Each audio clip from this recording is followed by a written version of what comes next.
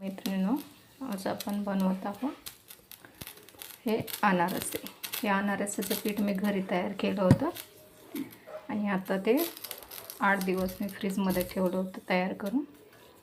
आता त्याला आपण बाहेर काढून त्याच्यामध्ये एक अर्धा केळा घातलेला आहे एवढासा.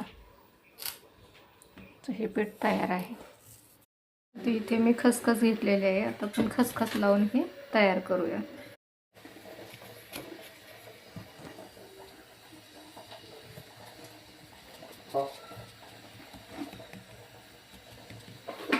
असे हाताच्या साहाय्याने याला करायचं अशा प्रकारे.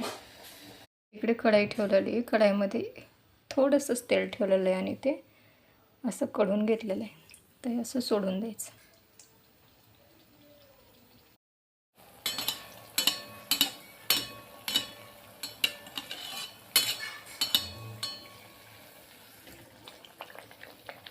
वाव, किती भारी जाळी आलेली बघू शकता.